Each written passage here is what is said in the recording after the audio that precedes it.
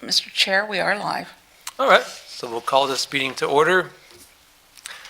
I'll be happy to take roll.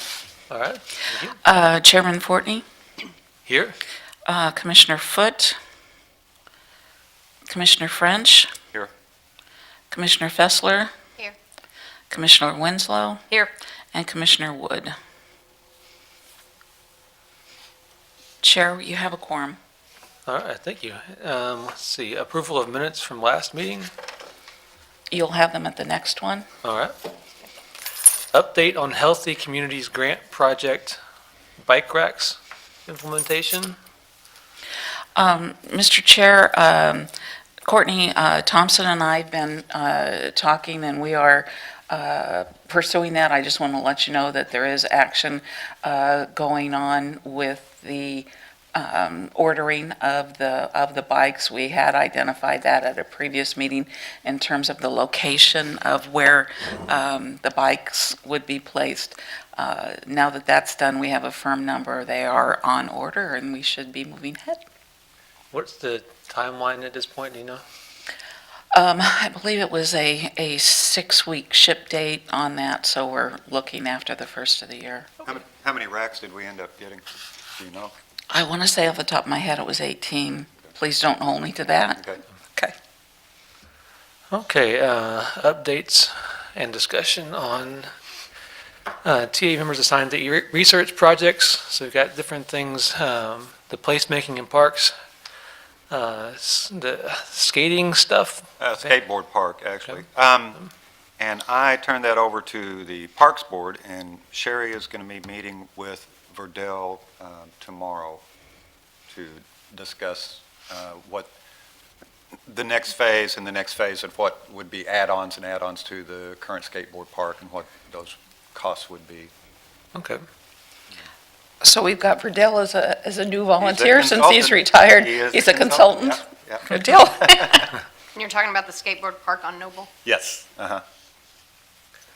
So they're looking at new, I forget the term that they call each Elements, I guess. station. I don't know. Okay. For better, lack of a better word, yeah. Cool. Okay. Well, Mr. Chair, Chris isn't here, but he did email me a report on what he found out on the disc golf course. And I know what we were talking about at the last meeting was placemaking and having destinations, from one either bike trail or path, to another. And let me run through this. Not only the disc locations, but also the bike lanes. And he talked with a friend of his up at the city of Stillwater and what they went through in terms of doing the striping and such. When they did it, it wasn't two separate projects. They did the actual striping, the scheduling of the striping to coincide when they needed to redo an existing street. So rather than just totally redo it, they kind of Sure. did part of it and added the new bike lanes. He said that came to about $7,500 in cost, so it wasn't really indicative of an additional project. He said Stillwater used a contracted company to do the striping, so whether or not the city of Guthrie would do bike lane striping would impact the cost. The striping, he said, was done with 8-inch stripe, and the bike symbols were added separately. And regarding the designation of the bike lanes, they were done on streets that were already designated with share the road signs. He specified that those routes were with identified streets that did not have an extensive heavy truck use, so that the semi-trucks and any large commercial trucks, which we have a fair amount of, were not on that designated route. It wasn't a truck route. And they also did the bike lanes on city streets, not streets that are operated by, like in our case, ODOT. Now, a lot of our activity that we have where the bike lanes, I'm sure, would be an ideal to be placed would be on Division and Noble, and those are pretty much managed and reviewed by ODOT, so that would be something that we need to take a look at. They took a set of existing streets that were set up with 12-foot inside lanes, and the new dimensions ended up being 10-foot inside with a 5-foot bike lane. He mentions that it depends on a traffic engineering point of view whether the actual width dimensions are acceptable. In terms of the disc golf item, he found a pretty good website, discgolf.com, pretty normal, and they had a full breakout financially of what the cost would be, and that goes from anywhere from the cost of the actual element itself to installing the I'll call it the stanchions, the support mechanism, and that for 18 holes comes out to between $14,000 and $18,000. Some of the places that he looked at, they had gotten sponsorship by local businesses and such. So you're looking at a cost there probably of just under 20 grand for that. And that covers everything that Chris Foote had sent in on the golf course. So in their bike lanes, they were 5 feet wide? Yes. Isn't that kind of wide for a bike lane? 5, that's a pretty good width, I would think. Yeah. I don't think it's like overly large. Okay. Most of the But- signs, it says you need to be 3 foot over. Right, from they the say sill, allow another 2 3 feet. feet for the, yeah. Because you're going to have, So that'd you know, be right about 5 feet. you're going to have at least a couple of feet of like rain gutter area that you have to. Well, and the bike's not going to be Clear riding too, right on the so- curb. You're going to be a couple feet away from the curb, and if you get There's your 2, and then your other 3 cars supposed to be Clear enough, about 5. So, and I remember once before that we had some city staff look into this, and it was like a 30-foot wide roadway to be able to do bike lanes. So if you got 10-foot car, 10-foot car, 2 5-foot bike lanes, that comes up to the 30. Do we have, well, and also bike lanes, are they always, I've seen a lot of streets where they're only one direction. They're not necessarily on both sides.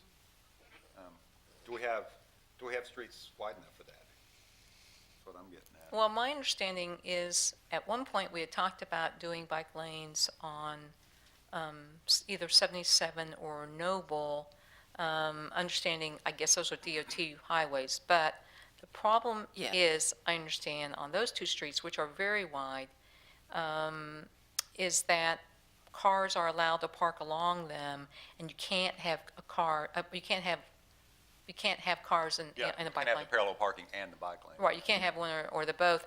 And And, division is 4 lanes, so you can't squeeze another bike lane. into right, that. there might be a better way of doing that rather than, well, if you're trying to separate out bikes from cars, the 2 main roads where that would be a concern would be those 2 roads. I think the other ones are, and you ride more around to and from work than I am, but the other ones are low enough traffic generally, it's not too much of a problem. I always feel safe on them. I think so. So, fortunately, generally, the town's small enough that if you don't feel comfortable being on Noble or 77, you can pop off on a side street that runs parallel to it if you want to. The only hassle is, Except south on Division. exactly, and just going south of downtown area on the brick roads, those are not really a lot of fun on a bicycle. I mean, you can do it, you're just a little bumpy. But, I mean, there are ways you can get around it until you get to the health department. And that's a problem. But, Unless you're trying to get south of Mineral Wells towards that retail area, there are secondary routes to get anywhere in town where you're not on a busy street. right. I like the idea, I really like the idea, but I don't know if, because of that situation. And here's the other thing. If you have a wide road, and I'm talking about the really wide Noble and parts that really wide in 77, they're so wide anyway that you've got, on the bicycle, you've got plenty of room, and the cars can go around you safely without having to go into the other oncoming traffic. So it's almost like having a bike lane. The advantage is when you have a bike lane, people feel safer. And so people who normally wouldn't maybe ride on those roads might because there's a designated bike lane. But in reality, I know bicyclists who hate bike lanes. They won't use them. They'll go in the middle of the traffic before they use the bike lane. So, yeah, believe it or not. Oh, yeah, there's some avid cyclists who will not go in the bike lane. Well, that brings up a valid point. Is that something we need to consider? Are there other lanes rather than the two obvious ones, Noble and Division, that we should really be addressing? Are we spending time on things that may not be used? I'm throwing that out there for discussion. Since that's usually, how we go before we make a recommendation with this Why- group, is why do really they- peel it apart. Why do they not use bike lanes? The ones that don't like bike lanes, why do they not like them? Because I think, and I just heard this, I was at an Edmond meeting here last week, and I heard a discussion about that. There are some cyclists who, one thing is, I don't think it's really clear. The markings are weird sometimes. Sometimes that bike lane ends, and you would see that on Noble. You'll be going along, got plenty of width, so you have a bike lane, and then all of a sudden you have to stop the bike lane because it narrows in. So sometimes it kind of dead ends, and I've heard people talk about that. There are some people who just want to ride in the road. They think it's, well, the other thing I've heard is, which I don't think is totally valid, but I've heard is, well, those bike lanes aren't maintained, those bike lanes often get gravel in them, it's that kind of thing. And I've heard that's the same discussion I've heard about shoulders, by the way. The exact same thing. I use a shoulder all the time. And I have had just as many flats in a road situation as I have in the shoulders. But that's that same bias. There are people who, even if they have a good shoulder, will not go in a shoulder, and they're the same ones who are not going to use a bike lane because they think they're dirty, they can give them flats, they're not maintained, blah, blah, blah. That's what I've heard. Now, I'm not one of those people, but that's what I've heard. I don't know, Justin, have you got any feels for that? I think that in any circumstance with bicycles, the intersection is always the most dangerous place. And sometimes with when you add a bike lane into it, I think some folks have the mindset that gives people a false sense of security in terms of riding a bicycle. So they would rather see a bicyclist take a lane at an intersection, as opposed to having the bike lane. And that is one problem with bike lanes and where they've been put before. As you're coming up to an intersection, when it's not really clear and when motorists aren't really familiar with bike lanes and how they work, you might have a motorist turning into you or in front of you. So if you have the main lane and then you have your right-hand bike lane, a person turning right might cut you, might hook you off, and that's one concern, that you might get motorist traffic turning into you, because you're taught, like you say, when you're at an intersection, you're taught not to be on the far right side, and you're taught not to go right along the outside traffic, because there's an opportunity for people to turn to you. That would explain the bike lanes. I saw it in Scotland where it came to the intersection. At the intersection, that bike lane widened out, and they had the front 10 feet of the roadway. Yeah. So Yeah. that at Yeah. a stop, Yeah. the bikes were all lined up. Yep. They had the front of the traffic as they went away from that intersection. And I think And that, then they would yep. go back into their bike I lane. think they call those a box or something. Yeah. So that is, Yeah. so if you properly design a bike lane, But we don't really have I mean, then you- roads enough to justify any of that, really. I think the way the roads are in Guthrie in terms of the traffic and that kind of stuff, it might be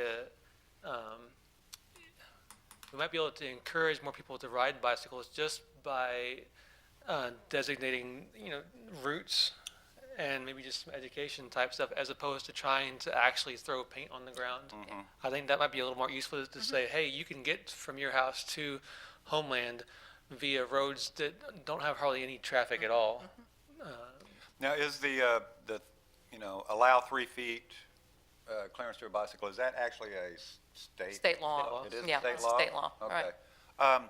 Well, and we have the roads, the signs coming in, especially on Division, I guess, I don't know if they're. on Noble that one. too. Okay. They say share the road. Well, if those could be upgraded to the signs that I've seen where it actually shows a bicycle and says 3 feet. Sometimes they Allow say 3 state feet. law. Pardon? Sometimes they say Yeah. State law allow three- or okay. something to that effect. And maybe that on Division would allow people to feel a little safer to go ahead and maybe claim the lane, when you got a 4-lane going out there, or, be at the half of the lane and let people, merge into the next lane and go around them, or slow down if they have to get past them. You're right, there's a lot of, like Edmond has that kind of sign. In Oklahoma City, they have a sign that says bicyclists may use full lane. Yeah. And that's not a special law, that's just the law. A bike Well, gets especially used. if you've got So 4 there's- lanes, why not? Yeah, right. So I think there's some options that we can look at besides worrying about, like you say, about putting paint down. I don't know if we necessarily, for the cost of that, I don't know if we really need to do that. And I'm not so sure they would always be used. So. Right. Based on what I've heard from cyclists, Yeah, and really, I don't think our streets are appropriate for the bike lanes. well, you got a And- problem. You can't have a bike lane if you also can have parallel parking. Right. You can't. So Noble is out. And- Okay, well, then it sounds that rather than saying, ride your bike in this lane, we need to educate the population that you have to stay 3 feet away from an existing bike, and then it needs to be enforced Right. on a regular, so that it Right. becomes second nature, Right. kind of like stopping at a Yeah. stop sign. Well, And that may be less expensive, putting up some signs, than painting and maintaining. Is that Absolutely. what I'm hearing? And it's Yeah. but the follow-through of that is a process of educating the automobile drivers as well as the bike riders that this is the way it is. Let the bike riders feel comfortable enough to get out in that lane. Let the car And- drivers know they have to yield. And I think the alternate is just what Justin said, which is to show folks alternate routes. Consider you don't have to go I'm down Noble. specifically thinking of from Mineral Wells or, from south Right. of downtown to the Walmart area. Right. And you know what's beautiful about that, really? That's a tough area for pedestrians. Yeah, exactly. But it is, but you know what? It's not bad for bicyclists because you got 4 lanes. It's easy. What's hard is when you got 2 little narrow lanes and they don't have any place to go but to go into oncoming traffic, and then they get nervous about it. And then they make me nervous because they're hanging around on top of me. With 4 lanes, it's not a big deal at all. Now, I've one never of ridden it in rush hour, 7:30 traffic going to Oklahoma City kind of thing. One of my But most this time has uncomfortable places is going down Oklahoma Street, where you get the angle parking in front of the nursing home. Actually, there's about Yes, 2 blocks yeah. there Yeah, that has you angle bet. parking. You have to watch. And I get out, I claim the lane, and I'm looking at cars behind me, and if they come up, I try to find a place to pull over and let them pass, and hope that they pass when I give them the chance. Otherwise, I have to stop and lose my momentum. But that's just a little Personal thing. 2-block area Yeah. there. Well, and I think that is bike education as well, yeah. And, Justin, with the things that Justin been doing at some of the night rides and stuff, I think just getting more and more people to ride around in Guthrie and getting them used to doing that, and what are good roads and ones to avoid, and I think it's just, we're a great small town, so we can do things you can't do in a big city. Like go to this point, but not necessarily go straight because for whatever reason it's a better route to go another way. And No. so Justin, if we were able to make a part of the Get Fit Guthrie and some of the programs that go through the health department and make the children from the schools that we do a lot with the schools with, make them aware that the 3 feet, it's the law, is the law, and that they should feel comfortable in that. Some kind of mechanism, whether it's stickers or, educating not only the children, but parents as well who are driving the cars. Maybe we can do something with Courtney. Oh, yeah, absolutely. I think so. It's a great idea. And then Bonnie's teaching a class at the library in December, like bicycle safety, and Kent Denham at the bicycle shop is helping out with some maintenance kind of lessons. So that's another avenue where, we can get the word out. That's right. It's wonderful because Guthrie Police have that sticker on their bumpers. So Yes. Guthrie Police are very aware of that, and, What sticker, what does it say? It's the 3 feet, it's the law. Law? Okay. Yeah, You it's know, the with law. the thing and I Yeah. think there's a little And- picture of a bicycle. It's on the bumpers of every police This car. car in Guthrie. It's really cool. You've been fortunate not to have to They're, see too they're many always of them. behind me. Yeah, they're all- You know, something that I don't know if you guys know, or if it might be something that we need to have a conversation with Damon about. Sometimes there are state laws that are difficult to enforce locally. And I don't know if that particular law is just one of those easy ones that translates from the state to the local level, or if the city would need to have some kind of language in city code in order for that to be I can, easily enforceable, or you bring up a really good point, and it may be something that is enforceable on a city, on a state road, if you get the point. What I can do is go ahead and check to see if that's been fully written into the city ordinance, so that it's also a city ordinance that the city can easily enforce. cool. And I can go ahead and do that. My other concern that I'm left with is making sure that the vehicle drivers, that's, right there in front of them, that they know that some way or another, that they need to be educated. Well, And I'm Well, not that's sure. when, at the the bottom of the signs. sign, you add, "This means you." Oh, okay, That, Well, we'll make that. I wonder if we could even have some kind of like educational pamphlets where you almost at the DMV, but we don't have a DMV here. The tag agencies, where they can be on the counter, where somebody Oh, like yes. just pick one up when they go to visit the tag agency. That's a great idea at the tag agencies. That's a really good idea. Well, especially once we figure out whether or not that law, and I assume it does, because Edmond has those signs plastered everywhere. And I'm pretty sure they didn't pass a separate ordinance. I'm pretty sure they just pulled in, but maybe there may be some formality. I don't know. I don't know. I assume that, Doesn't hurt to check. well, if Guthrie has it on their bumper stickers, I don't think they'd put it on their car if they couldn't enforce it. Yeah. I mean, that's I just, would agree. I would think, I don't know. All right, any other bike lane discussions? And do we have anything from John about walking track measurements? No, I do not. Okay, Bonnie, walking guide and walking Well- club? Well, okay, so this is where I am. I have and I've just sort of been trying to figure this out, but I think I'm close. I've been walking a couple of different routes. I'm collecting routes that I'm walking, and I'm doing it in Map by Walk. And I just did the park, Highland Park, on Sunday. I have a couple more to go.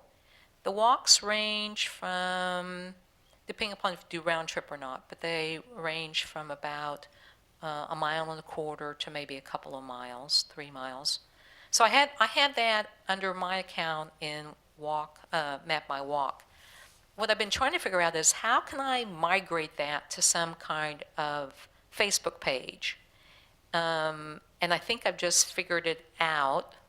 So I just need to do that. So I'm going to create a Facebook page that says Guthrie Walks. And what I hope to do is, because then I can post those routes directly to that Facebook page. And people then, and my intention for that is to set this up so that if you're coming to town for a couple of days and want to know someplace to go, or you're a new walker or whatever, they can go to that Facebook page.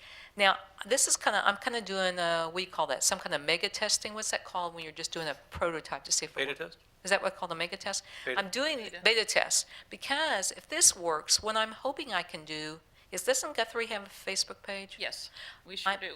Well, I'm hoping that if this works, we can have a discussion about this actually going on the Facebook page. I think that's a great idea. Um, Cody Mosley manages the Facebook Okay. page. Okay, so let me play with this I could first and see put how it in this touch. works, but I think this would be a really good way, and the thing is, people can add to it, so it won't just be the routes that I've selected. I've tried to do some of the main things I think people would be interested in, and that I know they're already doing. So that's where I am, and I actually hope that I have that done here in the next couple of weeks. Cool. Have that figured out, if I can do that. And then if it works that Cody, I can link, or we can set up something, then she and I can Right. talk, we can talk Yeah, about I that. think if you get a hold of Cody, that would be perfect, and he'd be happy to link that in either there or maybe even on the city website as well. Okay. The chamber website. And the And the chamber chamber website would be good too, Yeah. I know. So I was going to have pictures, of things that you might see along the road and things like that to kind of, to do that. Yeah. So that's You where, might, you might also want to talk to Aaron Ryberg. He does a lot of really great photography work in terms of what's going on in the city and that kind of thing. And he could, possibly put some of those shots with your paths and which would trails. probably be better, because I just use my iPhone as I'm going along. I'll click, a pretty something. So, You may want to include whether it's a lit walking track, walking trail, or whether it's not, because that may matter to a lot. and that's true, and I have to, that's the part I have to figure out. Unfortunately, Map My Walk limits me on what I can put on there. I mean, it's real limiting. I can't really add too much additional information.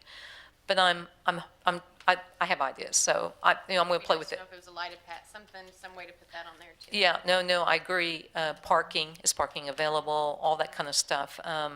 So those are good ideas. I'll see how I'm going to sort this thing out. So anyway, I'm working away on that. Of course, now that it turned sub-zero, Yeah. Sure. I may not, tomorrow I'll be out doing it again. So about the biking club or the walking club, we might be able to get something going, I think, this way through Facebook. So I think we can talk about this a little bit more, Renee, offline, Okay. about where we might want to go with that. That sounds great. All right, Renee, intersection safety and design. Started to get some work on that, but I don't have numbers, and in the midst of all that, we really fell into the downtown improvements project, so I'd like to talk about downtown improvements when we get to that Okay. part. My name is next to the smartphone application for bike and pedestrian routes. What a surprise. Yeah. The only information I have on that is kind of old information, I think. I talked with an out-of-state company a few months ago about the ideas that we had at there was a meeting at the chamber, I think it was during the summertime, talking about bicycle and walking routes in the community, mostly based on his tour types things, historic tours. And when I talked to the company about the ideas that we had, the general cost of what we talked about, I think it came back at roughly around $4 or $5 grand for a smartphone app. And this is really boring stuff, but what I learned was that there are two different ways you can do that, to where you can actually download an app to your phone that you can use, or you can actually have a web-based app where instead of downloading the app to your phone, basically you just go to the website with your phone, Oh. and it runs, and that way people don't have to have, you don't have to have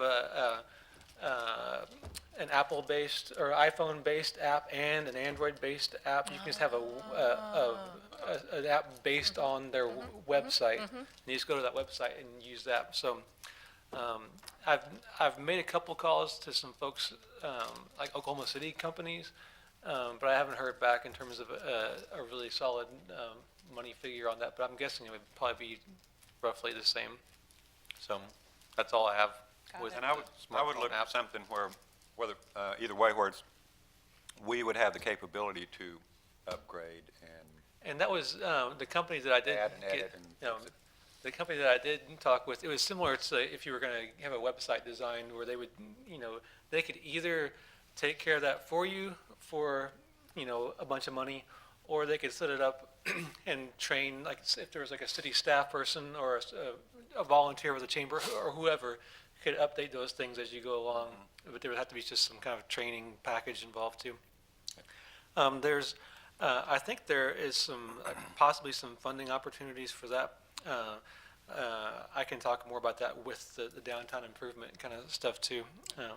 So on that note, downtown improvements. Okay, well, just to give you all a bit of an update, I know at our last meeting, which was actually a joint meeting slash presentation by some of the students from the OU School of Planning and Architecture, as you know, they did a presentation on some ideas for what the city could do to capitalize on the momentum from the Mumford concert, things that we learned and things that we realized that Guthrie can do an event like that. We may not want to do one like that every month of that size by any means, but something that could showcase not only the city, but its ability to host a regional music festival of some variety, a combination music and entertainment.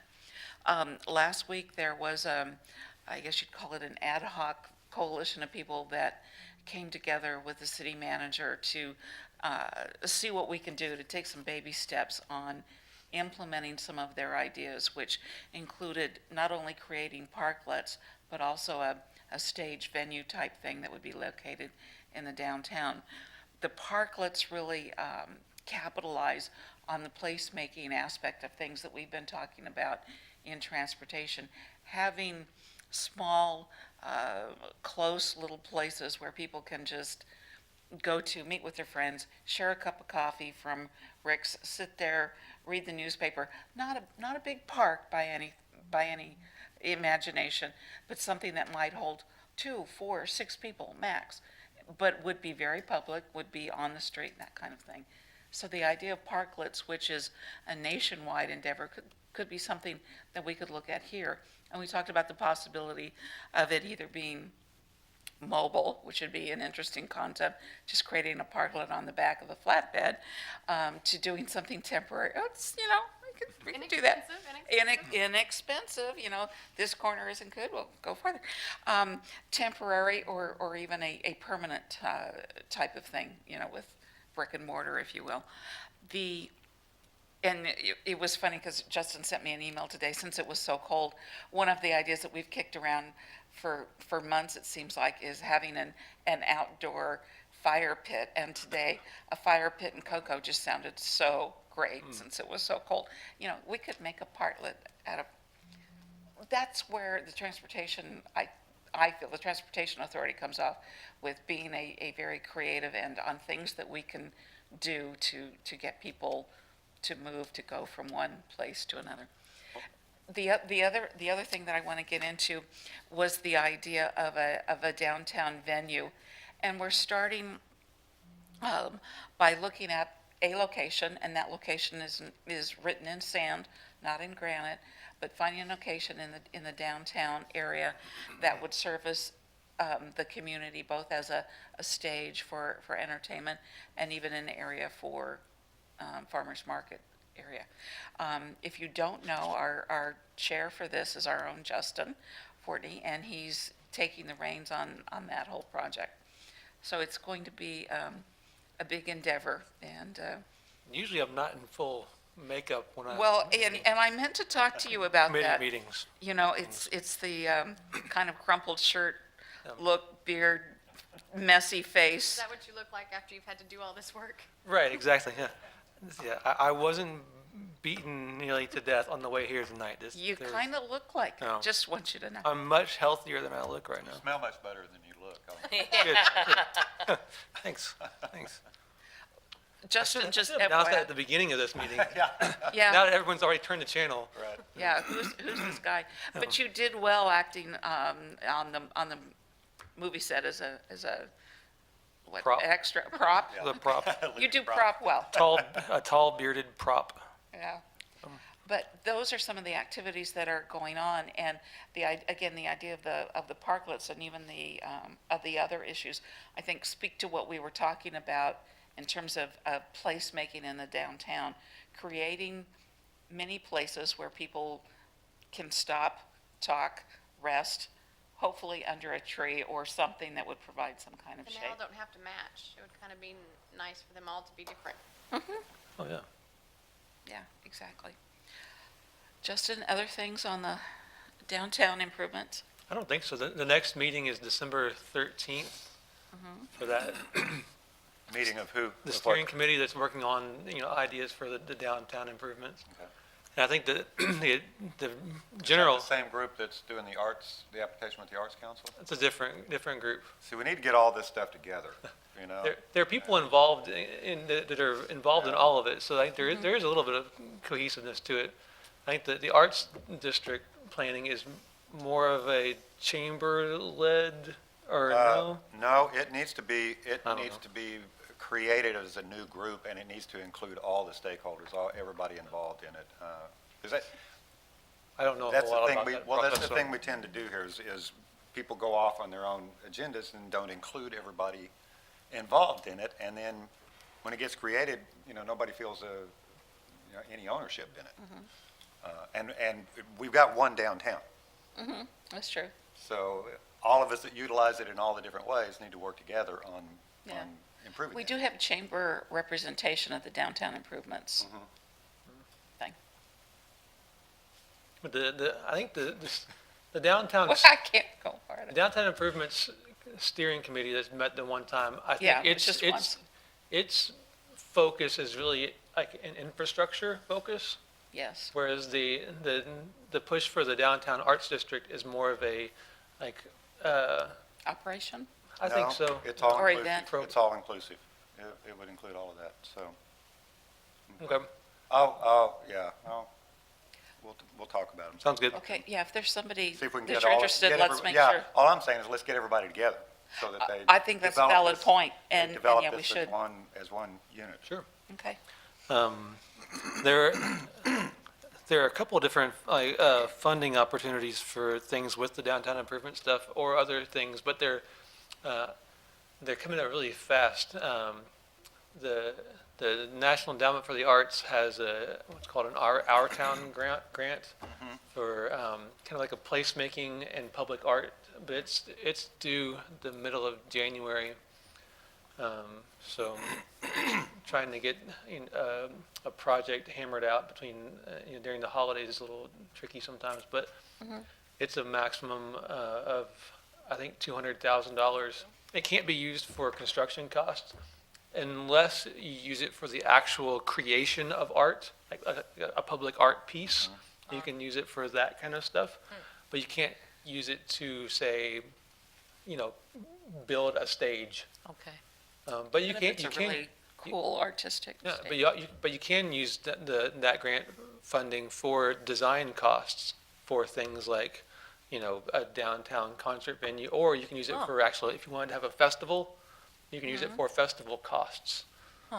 So, in previous years, ODOT has had their transportation enhancement money, which was actually helped fund the sidewalks on Oklahoma. That's, the name of that grant's been changed to Transportation Alternatives. And ODOT hasn't, at least the last time I checked, they hadn't released like a timeline on their end of things for that money, but it will probably be soon. And that funds things like sidewalks and anything that has to do with getting people walking and bicycling, that kind of stuff. But I believe that can't be on a state highway, isn't that correct? I don't think it matters. Okay, I don't think. that's good. Well, and also, if you wanted to put in for safe route to schools, you can compete. That is in there, that pot as well, my understanding. So all the things that we used to call transportation enhancements, including safe route to schools, has now all been kind of bundled together into one pot. So unfortunately, things like safe route to schools is competing with other kinds of alternative transportation initiatives. So that's unfortunate, but Yeah. as is. Okay, any other new business? Bonnie, for the that- record, do you want to mention your I do- class? I do want to mention that. So as a matter of fact, Tom Woodfin is going to be coming up here to help me teach a bicycling class for parents. And we're doing this at the library, January 10th, starting at 6 o'clock till about 7:30. Our objectives are basically and we're doing it in early December, to attract parents or adults who may be responsible for children who are going out and buying a bicycle for their child for the first time, or maybe going to be teaching their children how to ride, something like that. So this is for parents or grandparents to talk to them about the right size for the bike, talk to them about teaching their kids safe bike habits, also a little bike maintenance. And Kent's going to be coming in helping to do that as well. He's going to talk specifically about maintenance and changing tires, things of that sort. So like I say, it's going to be about an hour and a half. There's going to be a children's program going on at the same time, or pretty kind of overlapping. So there may be some parents who would like to come. Of course, it's free. I have giveaways for that. We'll have some snacks, and I will be, I have at least 2 children's helmets that I'll be raffling off, maybe more. Just going to make some other ties with that. So there's a sign-up sheet in the library. You don't have to sign up, but it's just kind of nice so we know how many people are there. But that's, Cindy's been working on that with the library. We're partnering with, by the way, Get Fit Logan County is partnering with us on that, along with the city and some others. So it's going to be a lot of fun, and we're looking forward to it. And what was the date again at the library? December 10th, December 10th at 6. 6 o'clock, right. 6 to about 7:30. So, and I have actually one other news item, I guess, new item, that I'm going to be going to just to hear things. I'll be going to the state is going to be having a transportation funding meeting on Thursday down at the Capitol. The House is doing a study on that. So I understand they're going to be talking about alternative transportation, not DOT's budget. So I'm just curious what they're going to be talking about, and I know that one of the people there is very supportive of passenger rail in Oklahoma. So I'm going to see how that all falls in there. That's kind of being billed as more focusing on passenger rail, and we're just kind of sliding in because we bicyclists would like to get our bicycles back on the railroad. So. But I'm going to go to that and see what they have to say, so I'll be able to report that to you all when I come back. Cool. Very good. All right, anything else under new business? I'd just like to go through our takeaways so we all understand Cool. what needs to happen. We know Bonnie and Dr. Woodfin are doing theirs. Justin, you're checking on the grant, the R-Town grant as a possibility, as well as the smartphone details. Bonnie's going to get with Cody for the Guthrie Walks Facebook, and Renee is going to find out about the 3-foot share the road with a rider type thing, talking to the police department and making sure we've got it on city books and to the tag agency. Those are the takeaways I see we need to do for next month. Awesome. Okay, All right. If nothing else, then we are adjourned. super. Stay warm out there. All right. Right. What time is it? Thank you. 7 o'clock. Oh, my God.